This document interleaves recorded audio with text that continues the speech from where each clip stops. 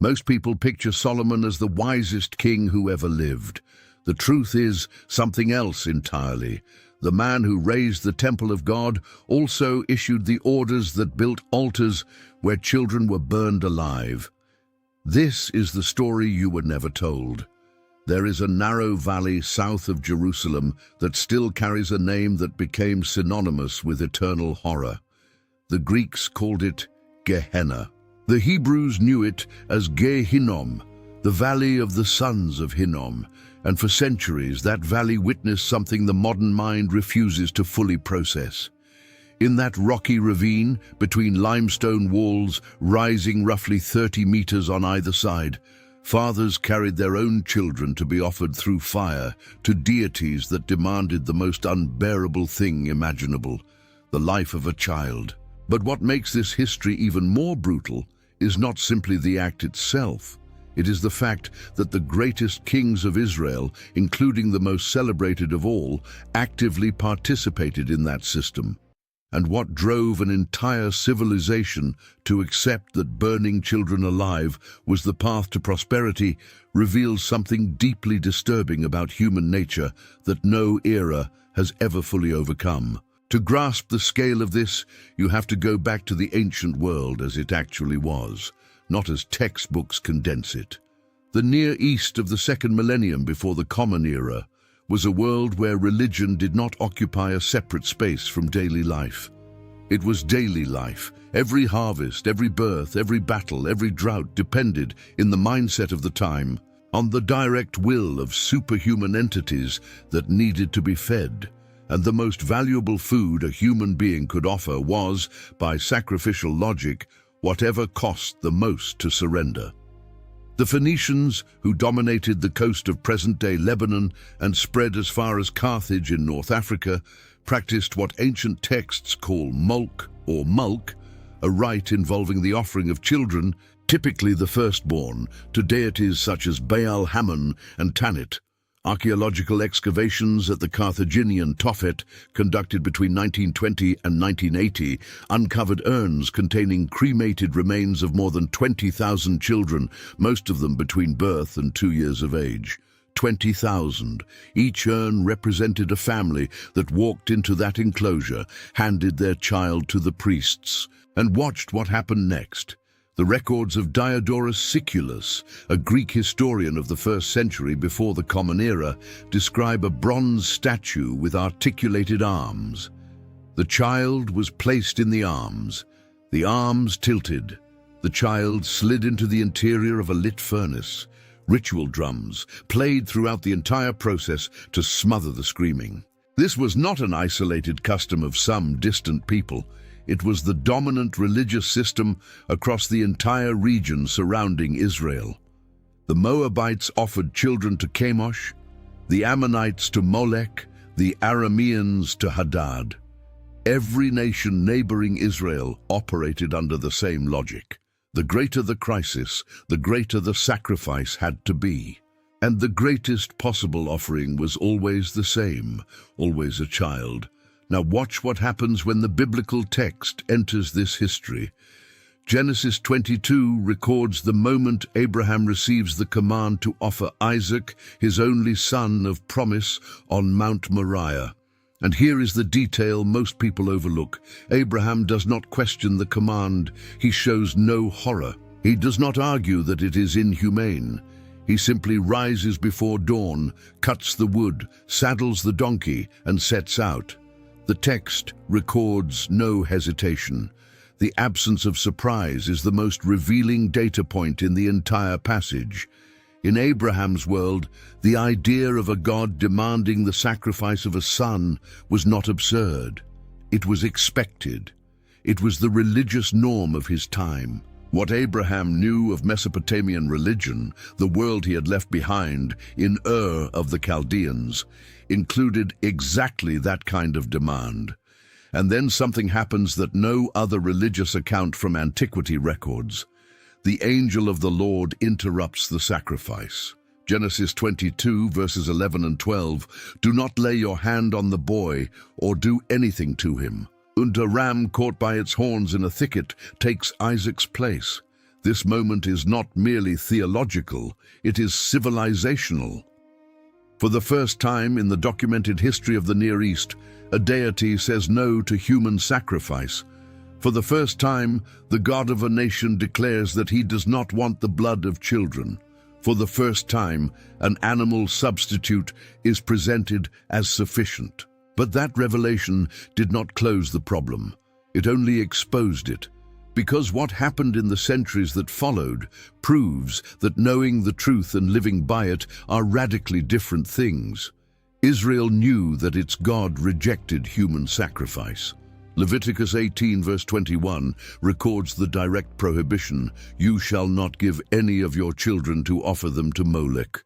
Leviticus 20 verses 2 through 5 establishes the death penalty by stoning for any Israelite who gave their children to the fire.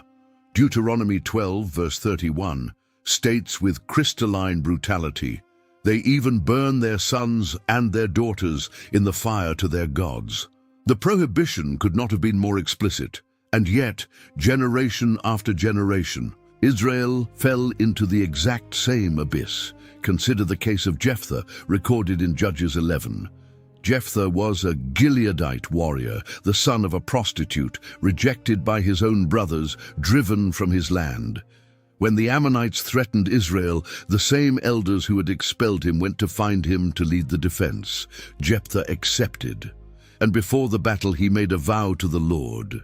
Whatever came through the door of his house first, when he returned, victorious would be offered as a burnt offering. Judges 11 verse 31. He defeated the Ammonites. He swept through 20 cities. He delivered a devastating blow. And when he returned home, the one who came through the door to meet him was his only daughter, dancing with tambourines. The silence of the text in that moment is deafening. Jephthah tears his garments. His daughter, upon learning of the vow, does not flee or protest. She asks only for 2 months to grieve her virginity in the mountains with her companions. Then she returns, and Jephthah keeps the vow. The text neither condemns nor approves. It simply records, and that record reveals the depth to which the sacrificial mindset had penetrated the conscience of Israel. A judge of Israel, anointed by the Spirit of God, according to verse 29 of the same chapter, believed that a vow of human sacrifice was valid before the very God who had prohibited exactly that. The cultural contamination ran so deep that even the leaders chosen by God operated under the logic of the surrounding nations, and that was only the beginning. Consider now the weight of what came after. When Israel became a monarchy, the problem did not diminish. It escalated. 1 Kings 11 is the chapter that dismantles the popular image of Solomon. The text states that Solomon loved many foreign women: Moabite, Ammonite, Edomite, Sidonian, and Hittite, 700 wives of royal standing and 300 concubines, 1,000 women in total. And verse 4 records that in his old age, his wives turned Solomon's heart after other gods. Verse 5 is specific. Solomon followed Ashtoreth, the goddess of the Sidonians, and Milcom, the abomination of the Ammonites. Verse 7 goes further still. Solomon built a high place for Chemosh, the abomination of Moab, on the hill east of Jerusalem. And he did the same for Molech, the abomination of the people of Ammon. Consider what that means in concrete terms. Solomon did not merely tolerate these practices. He financed the construction of the altars with resources from the royal treasury. He designated land on the Mount of Olives, roughly 800 meters from the temple he himself had built for the God of Israel. The distance between the Temple of Jerusalem, where the God who had rejected human sacrifice was worshipped, and the altars of Molech, where children were burned, was less than the length of 8 football fields. The man who had received wisdom directly from God, as recorded in 1 Kings 3, verses 12 and 13, placed the altar of the living God and the altar of child death within a walk of under 10 minutes from each other. The altar of Molech was not a discrete structure. Archaeological records and descriptions by classical authors such as Clitarchus writing in the 3rd century before the Common Era, document the pattern of these sanctuaries. An open enclosure, typically on elevated ground, with a central furnace lined in bronze. Internal temperatures reached between 600 and 800 degrees. The heat could be felt 15 meters away. The ritual required that the child be placed on the arms or the heated platform while still alive. Priests played flutes, lyres and drums throughout the process. The sound of the instruments served a practical function beyond the ritual, covering the screaming. And Solomon did not merely permit this, he built the infrastructure to make it possible. What drove the wisest king of the ancient world to that point was not madness or gratuitous cruelty. It was something far more ordinary and far more dangerous: diplomacy. Each of Solomon's marriages to a foreign princess sealed a political alliance. Each alliance required mutual respect for the partner's gods. Each religious concession required a space for worship, and each space for worship operated according to the rituals of its people's origin. The logic was impeccable from a geopolitical standpoint and monstrous from a human one. Solomon traded the lives of children for stability on the borders. Peace treaties written in the blood of infants, but the system Solomon inaugurated did not die with him. It grew. Witness what happened in the generations that followed. When the kingdom divided after Solomon's death, around 930 before the Common Era, the northern kingdom of Israel plunged almost immediately into full-scale idolatry. Ahab, who reigned from approximately 874 to 853 before the Common Era, married Jezebel, a Sidonian princess, and instituted the worship of Baal as the official religion. The Temple of Baal in Samaria had roughly 450 prophets sustained by the royal treasury, according to 1 Kings 18, verse 19. The cult of Baal included fertility rituals, ritual prostitution, and, in moments of greatest crisis, child sacrifice. In the southern kingdom of Judah, the situation was not much different. Ahaz, who reigned from approximately 735 to 715 before the Common Era, is described in 2 Kings 16, verse 3, as someone who even burned his son as an offering, according to the despicable practices of the nations whom the Lord drove out. The phrase "burned as an offering" is the consistent biblical euphemism for human sacrifice by cremation. Ahaz was king of Judah, a direct descendant of David, the occupant of the throne that was supposed to embody the covenant between God and his people, and he burned his own son. The valley where this happened had a name and an address: Topheth, in the valley of Hinnom, south of Jerusalem. Jeremiah 7, verses 31 and 32 records, "They have built the high places of Topheth, which is in the valley of the son of Hinnom, to burn their sons and their daughters in the fire, which I did not command, nor did it come into my mind." The final phrase is devastating. Nor did it come into my mind. God states that the sacrifice of children was so foreign to his nature that it had never even existed in him as a thought. And yet his own people were doing it in his name, less than a kilometer from his temple. Follow the escalation. Manasseh, grandson of Hezekiah, took the throne of Judah at 12 years of age and reigned for 55 years, the longest reign of any king of Judah. 2 Kings 21 verse 6 records that Manasseh burned his son as an offering and used fortune-telling and omens and dealt with mediums and with necromancers. 2 Chronicles 33 verse 6 confirms and expands, "He burned his sons," in the plural, "in the valley of the son of Hinnom." This was not an isolated act, it was state policy. For 5.5 decades, child sacrifice operated as the official religious institution of Judah, state-funded, executed by professional priests, witnessed by the population. Calculate the magnitude of that period. 55 years of reign. If the ritual occurred at the principal seasonal festivals at a minimum of 4 times per year, Manasseh presided over at least 220 ritual cycles.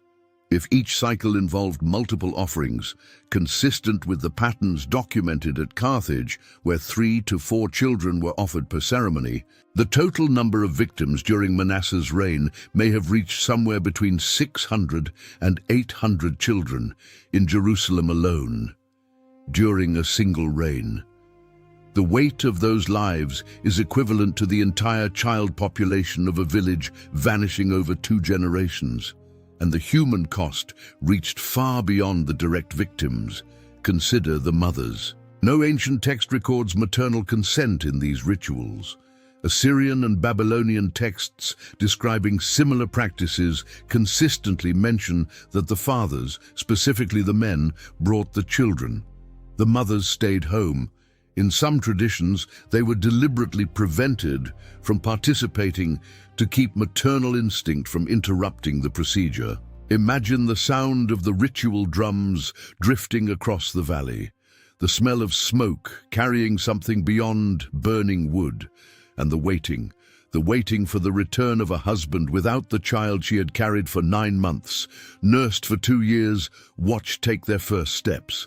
Jeremiah 31 verse 15 records the voice of Rachel weeping for her children, refusing to be comforted because they are no more. That lament is not merely poetic, it is documentary. The psychological effects on the community were devastating in ways that archaeology can trace. Excavations at Tel Megiddo and at Gaza uncovered fertility amulets and figurines in proportions far greater in the strata corresponding to periods of active child sacrifice. The interpretation offered by archaeologists Israel Finkelstein and Neil Silberman suggests that families who lost children in the rituals desperately sought to replace them, intensifying fertility practices that fed the same religious cycle that had killed their children in the first place. The system fed itself. Grief generated demand for more religion, and more religion generated more grief. Then comes the discovery that archaeologists made, one that changes the understanding of this entire history. In 1996, Gabriel Barkay of Tel Aviv University published his analysis of remains found at Ketef Hinnom, a complex of burial caves south of the Valley of Hinnom. The artifacts dated to the 7th century before the Common Era, precisely the period of Manasseh and Josiah. Among the findings were 2 small silver scrolls, each less than 3 centimeters long when rolled.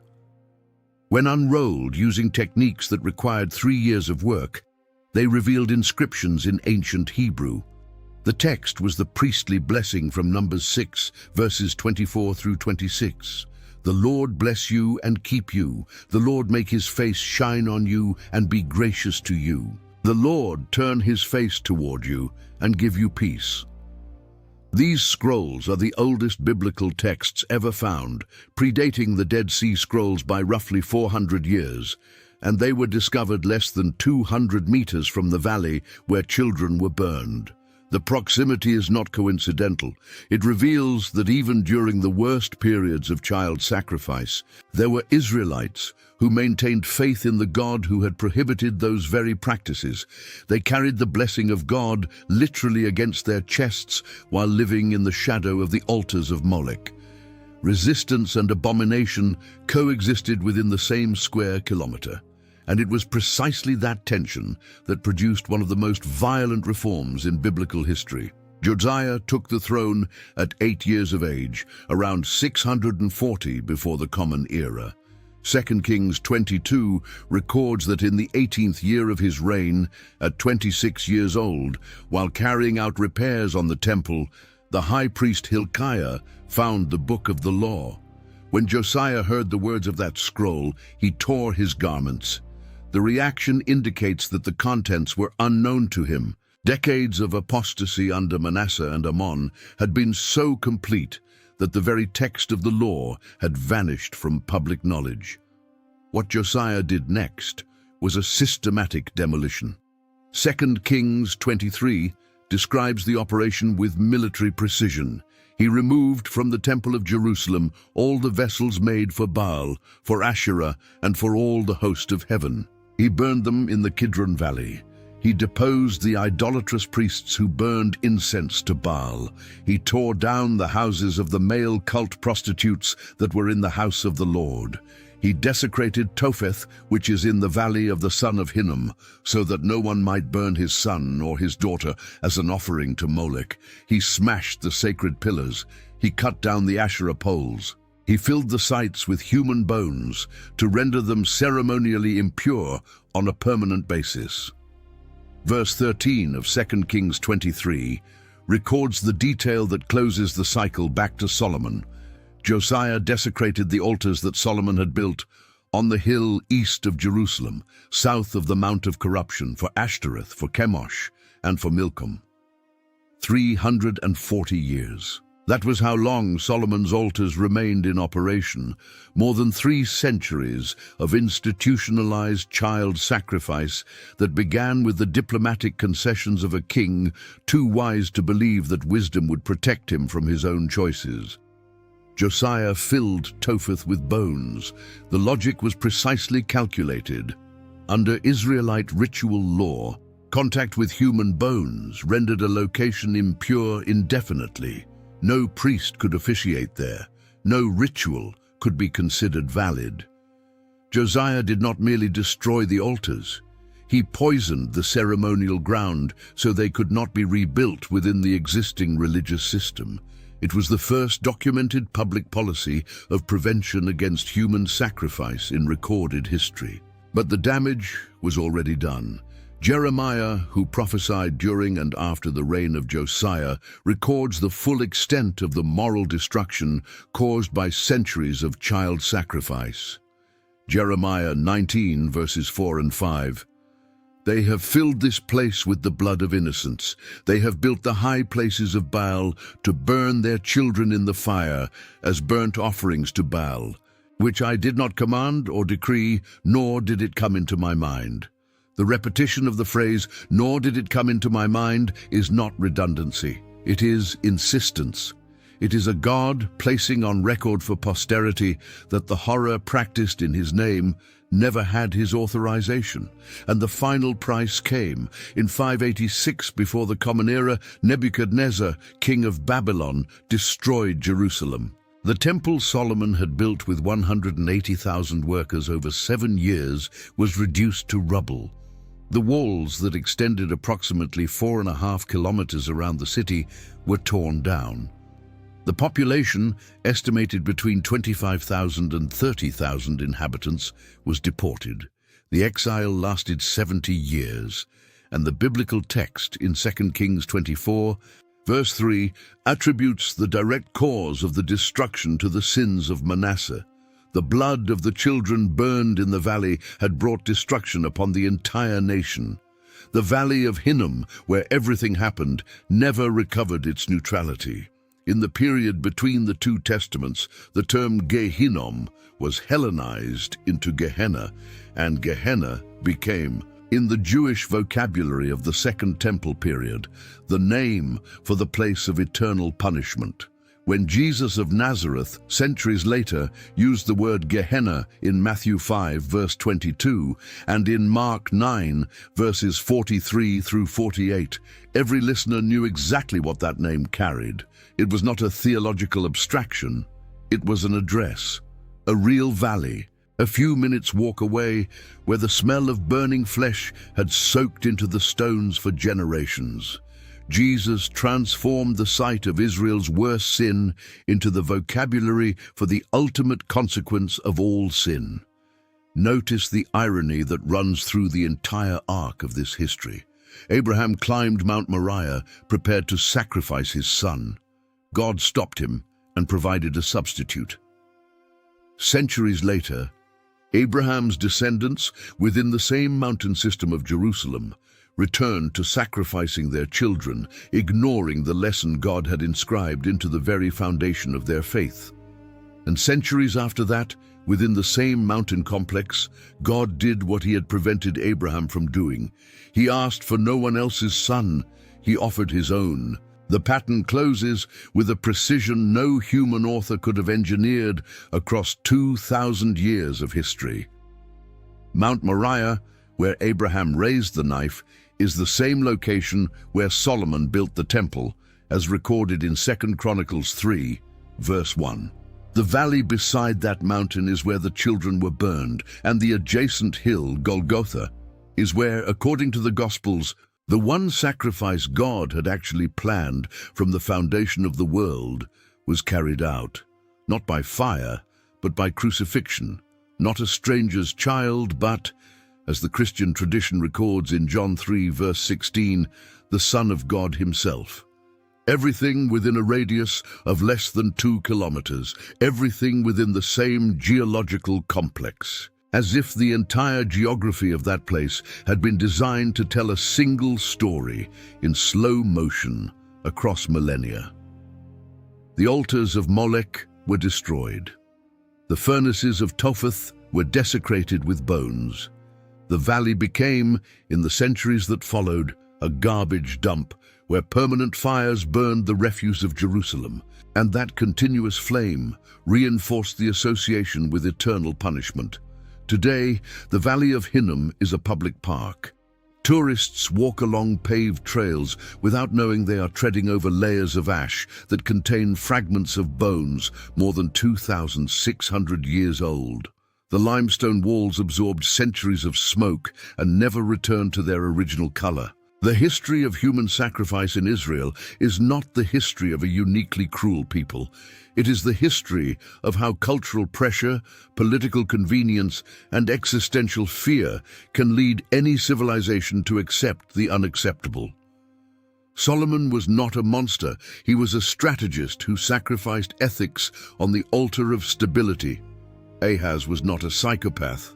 He was a king trapped between two empires who believed the blood of his son would purchase divine protection. Manasseh was not a devotee of Molech by conviction. He was a vassal of Assyria who imported the gods of his imperial master as a demonstration of political loyalty. Each of them made decisions that were comprehensible within their contexts. And each of those comprehensible decisions cost the lives of children who had no choice in the matter. The archaeological record at the Israel Museum in Jerusalem displays, in an understated case on the second floor, 3 ceramic urns found in the Valley of Hinnom. They are small, they fit in 2 hands, and they contain remains that carbon-14 analysis has dated to the 8th century before the Common Era, the period of Ahaz. The average visitor passes them in under 30 seconds. But each urn is the endpoint of the story of a family that walked down into that valley, surrendered what they held most precious, and walked home with empty arms, believing they had done the right thing. 2,600 years later, the furnaces are cold and the valley is silent. But the question those ashes carry has never been fully answered. At exactly what moment does a civilization decide the price is too high? And what becomes of all the children who lived before that decision was ever made? The answer is in the stones of Jerusalem. They still smell of fire.